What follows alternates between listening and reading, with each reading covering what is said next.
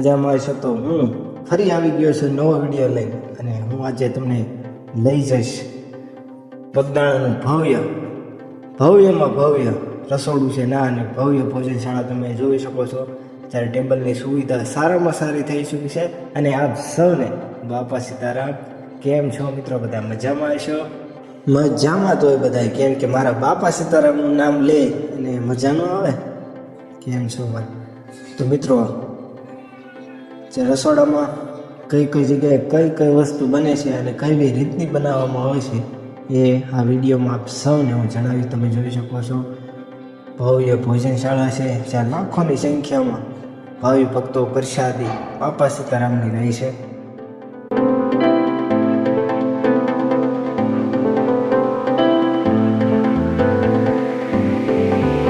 તો ચાલો મિત્રો, આપણે બાપા સીતારામના દર્શન કરીએ.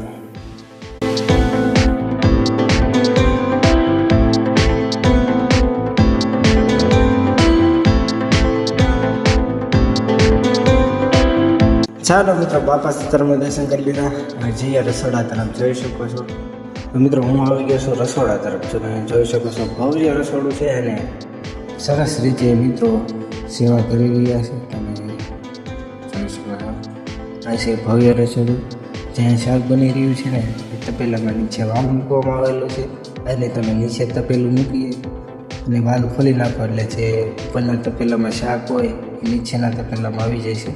તો ચાલો મિત્રો, જઈએ આપણે ઉપરની તરફ. તમે આ કૂસું જોઈ રહ્યા છો જે હાટીનું છે એ ચૂલામાં નાખવામાં આવે છે અને એમથી નથી ચૂલો જગે છે, ગેસ વાપરવામાં નથી આવતો. તમે જોઈ શકો છો સરસ મજાનું બટેટાનું રીંગણાનું કટિંગ કરવામાં આવ્યું છે અને સરસ મજાનું શાક ને એવું સડી રહ્યું છે. તમે જોઈ શકો છો સરસ મજાની મિત્રો સેવા કરી રહ્યા છે. પેલી સાઈડ શાક સડી રહ્યું છે ને આ સાઈડ દાળ બનવામાં આવી રહી છે. મિત્રો, આ જે તપેલામાં દાળ બની રહી છે ને એ તપેલું 1 લાખ માણસ જમી રહે ને એટલું મોટું છે. તમે જોઈ શકો છો એક આ તપેલું દાળનું ભરવામાં આવ્યું છે અને જે પેલીની સાઈડ છે ને એ પણ દાળનું છે બનાવેલું. અને આ સાઈડ તમે જોઈ શકો છો હાથીનો કૂસો નાખવામાં આવે છે અને ચૂલો જગી રહ્યો છે. તો મિત્રો, તમને ભવ્ય રસોડું મેં દેખાડ્યું છે. તો આપણે હવે જઈશું નીચેની તરફ. તમે જોઈ શકો છો આ મિત્રો સરસ મજાની રીતે સેવા કરી રહ્યા છે. તો ચાલો મિત્રો, આપણે જઈએ નીચે. તમે આ જે ચોકીઓ ભરેલી છે ને એમાં લાડવાનો પ્રસાદ બનાવવામાં આવ્યો છે. તમે જોઈ શકો છો જે દાળ આપણે ઉપર દેખાડી હતી ને એના જો આ રીતે ચૂલામાં નાખવામાં આવે છે ઘૂસું ને એવું, એટલે ચૂલો જગે છે.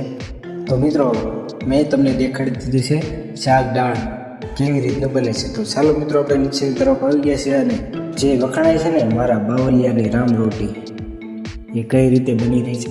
સરસ મજાની રીતે રામ રોટી અહીંયા મિત્રો બનાવી રહ્યા છે. તમે જોઈ શકો છો.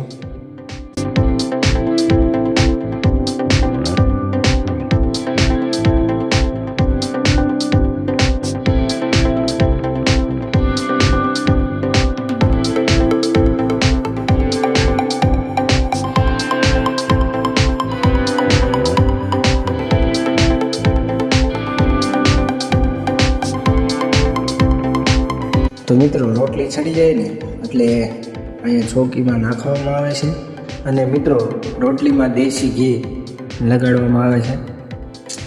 રોટલી કમ્પ્લીટ થઈ જાય મિત્રો, એ રોટલી કમ્પ્લીટ થઈ જાય ઘી ચોપડી એટલે એને ટીપમાં પેપર વડે મૂકવામાં આવે છે જેથી કરીને એ ગરમ રહે છે.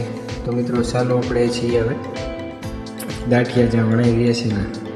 તમે જે ગાંઠિયા તમે જોઈ રહ્યા છો ને એ સવારે નાસ્તા માટેના છે. હવે તો 3 ટાઈમ પણ સવારે નાસ્તો અને બપોરે 12 વાગે પ્રસાદી ચાલુ થઈ જાય છે તે 5 વાગ્યા સુધી અને રાતે 8 વાગ્યા પછી ચાલુ થઈ જાય છે અને એ ઠેઠ આખી રાત સુધી ચાલુ રહી છે પ્રસાદી. તો મિત્રો, તમે અહીંયા દર્શને આવો તો રહેવાની પણ સુવિધા સારામાં સારી છે. મિત્રો, તમે જોઈ શકો સરસ રીતે અહીંયા ગાંઠિયાનો લોટ બાંધવામાં આવ્યો છે અને એને કળિયા બનાવવામાં આવે છે. અને સામે મશીન હતું એમાં ગાંઠિયાનો લોટ નાખવામાં આવે છે અને ગાંઠિયા તળાઈ જાય એટલે એ ચોકીમાં નાખવામાં આવે છે. એ ચોકીમાં ઠારવા મૂકવામાં આવે છે અને પછી જે ખોટલો હોય એમાં ભરવામાં આવે છે.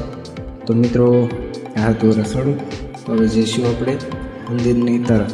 એને કોઠા રૂમ કહેવામાં આવે છે. ના અંદર જઈએ આપ સૌને દેખાડું. તો મિત્રો અહીંયા મૂકવામાં આવેલું છે રોટલીનું મશીન.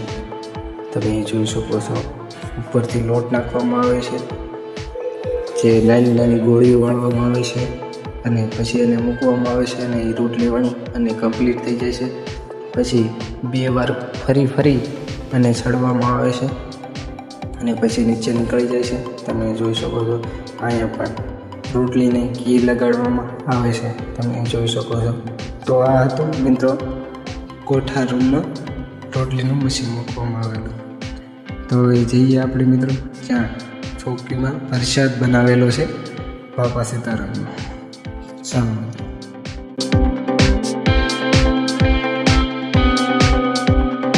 તો મિત્રો તમે જોઈ શકો છો અહીં લાખોની સંખ્યામાં ભાવિ ભક્તો પ્રસાદ લે છે.